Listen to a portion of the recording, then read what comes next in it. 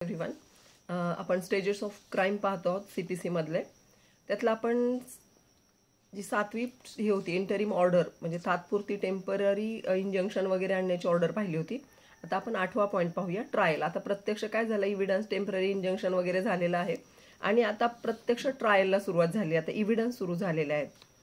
After the court has frame the issues, a stage is reach where the parties are in a position to know that what the facts or documents they should prove before the court. आता एक stage येते की ज्या ठिकाणी आता प्रत्यक्ष ट्रायलला सुरुवात झालेली आहे आणि त्या ठिकाणी द पोझिशन काय आहे पहा, to know that party should be know that what the facts or documents they should prove before the court. त्यांनी आता कोर्टासमोर कुठले फॅक्ट्स किंवा डॉक्युमेंट्स प्रूव्ह करायचे आहेत ते. For that on any party to the suit may apply to the court for issuing the summons to persons to whom he proposes to call as his witnesses. आता या स्टेजवर येऊन party सांगते की या व्यक्तीसाठी समन्स डिक्लेअर करा, summons पाठवा, त्या व्यक्तीला आपण विटनेस म्हणून बोलवणार आहोत. Okay, this code contains the necessary provisions for summoning, attendance and examination of witnesses. पायाला अंडरलाईन करून ठेवा. समनिंग म्हणजे समन्स पाठवणं, अटेंडन्स त्या व्यक्तीचं अटेंडन्स कंपल्सरी आहे किंवा एक्झामिनेशन ऑफ विटनेसेस हे या स्टेजला चालतं. The court provides that the parties have to present the court a list of witnesses to whom they proposes to call. आता या ठिकाणी पार्टीज काय, कोर्ट काय सांगतं की लिस्ट ऑफ विटनेसेस द्या, जेणेकरून आम्ही समन्स पाठवू आणि त्या व्यक्तींना आता काय करूया, ॲज अ विटनेस म्हणून बोलवण्यात येईल. कोर्ट काय सांगतं की आता तुम्ही काय करा, लिस्ट ऑफ विटनेस द्या, जेणेकरून आम्ही काय करूया, समन्स पाठवूया आणि त्या लोकांना बोलून घेऊ. Either to give evidence or to produce documents. एकतर त्यांना इव्हिडन्स देण्यासाठी बोलूया किंवा मग त्यांना डॉक्युमेंट्स प्रूव्ह करण्यासाठी, प्रोड्यूस करण्यासाठी त्यांना आपण समन्स पाठवूया. And then the parties have to obtain the summons for the attendance of witnesses in the court. Such list must be filed not later than 15 days after the framing of issues. एकदा issues frame झाले की 15 दिवसाच्या आतमध्ये त्या लोकांना summons पाठवलं जाईल, त्या लोकांना बोलवणं पाठवलं जाईल. आपण समन्सचा अर्थ पाहिलेला आहे. समन्स पाठवलं जाईल, त्या लोकांना बोलवणं पाठवलं जाईल आणि त्या लोकांना कशासाठी बोलवलं जाईल, टू प्रोड्यूस अ डॉक्युमेंट किंवा गिव्ह द इव्हिडन्स. ओके, ही महत्वाची स्टेज आहे. After the court start hearing. Hearing म्हणजे प्रत्यक्ष सुनावणीला सुरुवात होण्यासाठी. हिअरिंगचा मराठीतून अर्थ होतो सुनावणी. It will be continued till the final disposal of the suit. आता ही सुनावणी फायनल डिस्पोजल पर्यंत चालू राहणार आहे. म्हणजे एकदा सुनावणी सुरू झाली की ती केस काय होणार आहे, कंटिन्यू मध्ये चालू राहणार आहे, सूटचं पूर्णपणे निकाल लागेपर्यंत. As a general rule, when hearing of evidence has once started, it shall be continued day to day, and so the adjournment must be granted only for any unavoidable reasons. adjournment म्हणजे थांबवणं एखादी गोष्ट किंवा त्याच्यामध्ये delay होणं. एकदा केस सुरू झाली की डे बाय डे ती केस पुढे कंटिन्यू होत जाते. फक्त काही अडथळा आला तर मग मात्र ती केस थोडीशी थांबवली जाते. As a general rule, the evidence of witness shall be taken orally in open court. Okay, witness कसा घेतला जातो, in open court and in the presence and under the personal direction and superintendence of the जज. Superintendence of the जज. पहा, जी गोष्ट आहे, presence कसं पाहिजे, under the presence, personal direction and superintendence of the court. Superintendence म्हणजे त्याचा समोर, कोर्टाच्या समोर कोर्ट स्वतः सुपरिंटेंडन्स करेल आणि त्याच्यानंतर ही काय होईल, ही केस चालवली जाईल. All the hearing right to begin follows from the rule of evidence. As a general rule, the plaintiff has to prove his claim and therefore he has right to begin. पहा, इथं evidence आपल्याला चांगला असायला पाहिजे. आपण CPC आणि CRPC शिकतो तेव्हा. आता ॲट द हिअरिंग काय होईल, right to begin follows from the rules of evidence. आता राईट टू बिगिन झाला सुरू, एकदाचं कोर्टाचं कामकाज सुरू झालेलं आहे. The party having the right to begin has to state his case and he has to produce his evidence. Right to begin कुणाला असणार आहे? ऑफकोर्स प्लेंटिफला असणार आहे. कोण सुरू करणार आहे? प्लेंटिफ आपली बाजू मांडायला सुरू करणार आहे, कारण अत्याचार कुणावर झाले आहेत, जुलूम कुणावर झालेला आहे, तर ज्या प्लेंटिफवर, ज्या पार्टीवर ते झाले आहेत ती पार्टी सुरू करेल. In support of the issues which he is bound to prove under the rules of evidence. आणि त्यांनी सगळे त्याचे एव्हिडन्स आहेत, ते एव्हिडन्सचे जे रूल्स दिलेले आहेत त्यानुसार त्यांनी इथं प्रोड्यूस करायचे आणि ते प्रूव्ह करायचे आहेत. Then the other party has to state his case and produce his evidence and then he may address the court generally on the whole case. Okay, आता नंतर एकदा पहिल्या पार्टीचा एव्हिडन्स देऊन झालं की नंतर दुसऱ्या पार्टीला चान्स दिला जातो. Then the party beginning may give his reply generally on the whole case. पहा आता केस सुरू झालेली आहे, आपण स्टेजेस पाहिलेले आहेत. ऍक्च्युली कोर्टामध्ये केस उभी राहिली आहे. जी प्लेंटिफची पार्टी आहे ती पहिल्यांदा बिगिन करेल, ती सुरुवात करेल. त्याच्यानंतर त्याला उत्तर कोण देईल? ऑफकोर्स डिफेंडंटची पार्टी देईल. आणि मग पुन्हा एकदा जे प्लेंटिफची पार्टी त्याला काय करेल? बिगिनिंगची पार्टी त्याला रिप्लाय देईल. बिगिनिंगची पार्टी म्हणजेच प्लेंटिफची पार्टी. आर्ग्यू, आता पुढची स्टेज आहे arguments.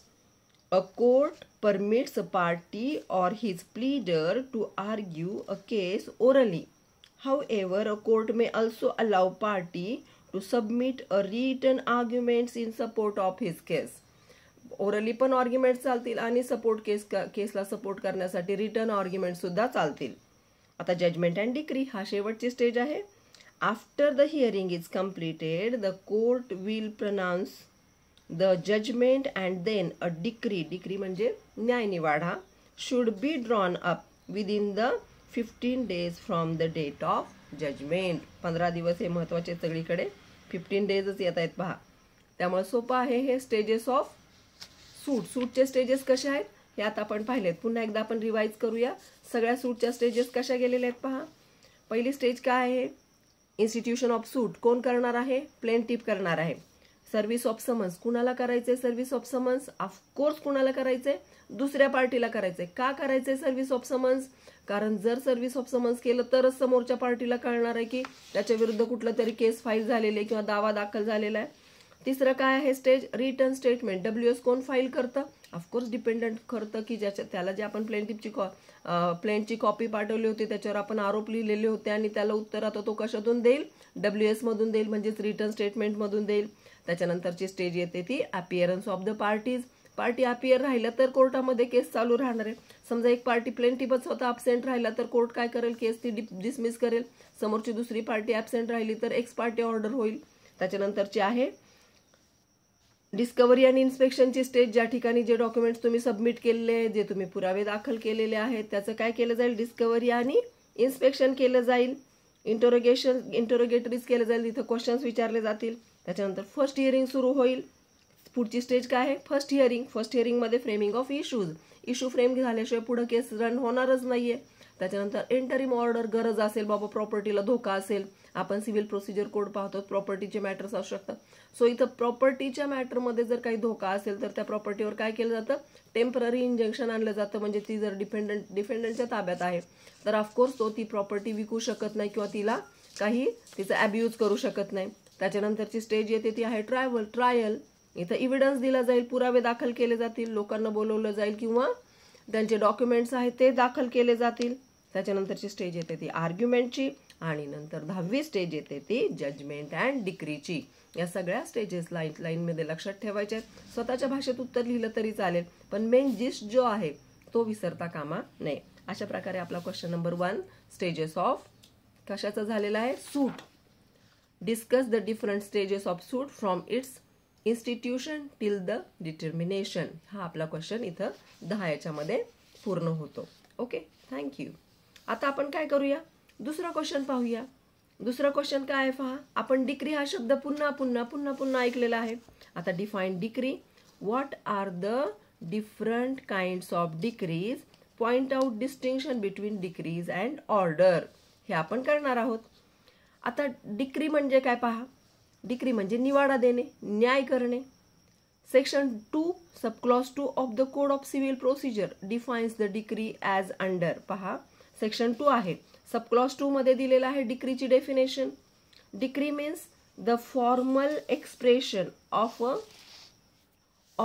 An adjudication which so far as regards the courts expressing it. Decree म्हणजे काय? Formal expression of an adjudication. Adjudication म्हणजे काय? न्यायालयाचा जो निर्णय आहे त्याचं जे फायनल एक्सप्रेशन आहे, जो फायनल सांगतो न्याय देवता जी सांगते किंवा कोर्ट जे सांगतं त्याला म्हणायचं डिक्री. विच सो फार as regards at the courts expressing it. आणि कोर्ट ते सांगतं की बाबा हे शेवटी काय निवाडा झाला. आता त्या स्टेजेस पूर्ण झाल्यानंतर शेवटचं काय आहे? डिक्रीची स्टेज आहे, म्हणजे काय? न्याय निवाडा देण्याची स्टेज आहे. Conclusively determines the rights of the parties. आणि इथं काय सांगितलं जातं की पार्टीचे राईट्स काय आहेत बाबा? with regard to all or any of the matters in controversy in the suit and which may be either preliminary or final. पहा इथं काय सांगितलं जातं? कोर्टाचा अभ्यास केला जातो की काय काय झालेलं आहे आपल्या केसमध्ये, आणि मग त्यातले जे कॉन्ट्रोवर्सीज आहेत, त्यातले जे प्रश्न आहेत, त्यातले जे भांडणं आहेत, त्याच्यावर काय केलं जातं? न्यायनिवाडा केला जातो. आणि या न्यायनिवाड्यामध्ये एकतर प्रिलिमिनरी डिक्री दिली जाते किंवा मग फायनल डिक्री दिली जाते. It shall be deem to include the rejection of the plaint. याच्यामध्ये काय काय असतं पहा, आपण पहिल्यांदाच पाहिलं. रिजेक्शन ऑफ प्लेंट असू शकतं, and the determination of any question within the section 144. But it shall not include. काय काय इन्क्लूड नाही केलं जात पहा याच्यामध्ये? Any adjudication from which and appeals lies as an appeal from an order. याच्यामध्ये कुठलंही अपील सामील केलं जात नाही. और any order of dismissal of default. किंवा डिफॉल्टची ऑर्डर सुद्धा याच्यामध्ये येत नाही. याच्यामध्ये काय येतं? फक्त प्लेंट आणि जे प्लेंट दाखल केलं आहे ते आणि WS याच्यामध्ये येतं. आता एक्सप्लेनेशन पाहूया. A decree is preliminary when further proceedings have to be taken before the suit can be completely dispose of. It is final when such adjudication completely dispose of the suit. It may be partly preliminary or partly final. A decree काय आहे? is a preliminary. कधी असते preliminary? when further proceeding have to be taken. अजून बरीचशी केस उरलेली आहे आणि मध्येच एक डिक्री पास करतो आपण. एंटरिम ऑर्डर पाहिलेली आहे ना, तर याच्यामध्ये मध्येच एक डिक्री पास केली जाते जेणेकरून काही इश्यूज आले असतील तर. आणि जेव्हा फायनल डिक्री कधी केली जाते? जेव्हा संपूर्णपणे सूट डिसमिस होईल, जेव्हा संपूर्णपणे स्टेजेस पूर्ण होतील आणि हिअरिंग होईल त्यानंतर. ओके. आता essential element of the decrease पाहूया काय काय. There must B an adjudication. ॲडज्युडिकेशन व्हायला पाहिजे, न्याय निवाडा कंपल्सरी तेथे. Adjudication means a judicial determination of the matter in dispute. Adjudication म्हणजे काय? Judicial determination. ज्युडिशियरीने डिटरमाइन केलं पाहिजे की of the matter in dispute. डिस्प्यूटचं मॅटर काय झालेलं आहे? आता संपलेलं आहे, डिस्प्यूट सॉल्व्ह झालेला आहे. such a adjudication must have been given in a suit. Here the suit ordinarily means a civil proceeding which is instituted by the presentation of the plaint. आता हे जे adjudication आहे हे कशावर आधारित आपण पूर्ण केलेलं आहे पहा. इथं काय आहे? सूट फाईल झालेला आहे आणि सूटमध्ये आपण काय दाखल केलंय? ऑफकोर्स प्लेंट दाखल केलंय आणि प्लेंट थ्रूच आपण ही केस पुढे घेऊन गेलोय. त्यामुळे प्लेंट इथं गरजेचं आहे, न्यायनिवाडा होणं गरजेचं आहे. प्लेंटवर आधारित हे सूट डिक्लेअर केलं जाईल. It must have determine the rights of the parties with regard to all or any of matter in controversy in the suit. इथं पार्टीच्या राईट सुद्धा अबाधित राहिले पाहिजेत. Here it the word right means substantive right of the parties and not merely procedural right. इथं substantive right important आहेत, फक्त procedural rightच नाही तर substantive right त्यांचे अबाधित राहिले पाहिजे. Interlocutory orders or matters of procedure which do not decide the substantive right of the parties are not decrees. जे सबस्टॅन्टिव्ह राईट आहेत. इंटरलोक्युटरी डिक्री म्हणजे काय? मध्येच एखादी इंटरिम ऑर्डर पास केली आहे, मध्येच एखादी छोटी डिक्री दिलेली आहे. ऑफकोर्स इथं कुठलेही लोकांचे राईट्स अबाधित राहत नाहीत तर त्याला आपण डिक्री म्हणता येत नाही. Here the term parties means parties to the suit. Party म्हणजे काय? पार्टीज टू द सूट ज्यांनी केलं आहे, that is plaintiff and defendant. Here the expression matter in controversy refers to subject matter of the suit with reference to which some relief is sought. Subject matter म्हणजे काय? ज्या विषयावर तुम्ही दावा दाखल केलाय त्याला म्हणायचं सब्जेक्ट मॅटर. म्हणजे एखादी डिक्री पास करण्यासाठी इलिमेंट कुठले कुठले आवश्यक आहेत पहा. देअर मस्ट बी अन ॲडज्युडिकेशन. न्यायालयाचा निर्णय आवश्यक आहे. दुसरं तिथं तुम्ही जे सूट दाखल केलं आहे त्याच्यामध्ये प्लेंट जे आहे, प्लेंटची जी कॉपी आहे ती कंपल्सरी आहे. तिसरं, तुम्ही rights of the party, substantive right आहेत पार्टीचे ते अबाधित राहिले पाहिजेत. आणि त्याच्यामध्ये कॉन्ट्रोवर्सी असायला पाहिजे. जी कॉन्ट्रोवर्सी आहेत, कॉन्ट्रोवर्सी इन द सूट आहे ते कंपल्सरी आहे. याच्यामध्येच पहा, शिवाय रेफर्स टू सब्जेक्ट मॅटर असायला पाहिजे. काहीतरी तुमचा डिग्री तुमची डिग्री होण्यासाठी किंवा तुमचा दावा दाखल करण्यासाठी सब्जेक्ट मॅटर आवश्यक आहे. Such a determination must be a conclusive nature when the decision is final and conclusive in essence and substances, then it is decree. जे तुम्ही डिग्री दिली किंवा न्याय निवाडा केला आहे किंवा तुम्ही जे न्याय दिलेला आहे त्याच्यामध्ये काय असायला पाहिजे, काही कन्क्लुझिव्ह असायला पाहिजे. अर्धी डिग्री पास करून चालत नाही. There must be a formal expression of such adjudication. Hence all the requirement of the form must be compiled with such a formal expression must be given in the manner provided by law. आणि जे expressions दिलेले आहेत, final expressions दिले आहेत ते कसे असायला पाहिजेत, should be in the manner. कसे मॅनर असायला पाहिजेत, प्रोव्हाइडेड बाय लॉ. जे कोर्टाने सांगितलेले आहेत त्या पद्धतीने हे मॅनर दिलेले असायला पाहिजे. ओके, पुढचा पार्ट आपण नेक्स्ट लेक्चरमध्ये पाहू. थँक्यू.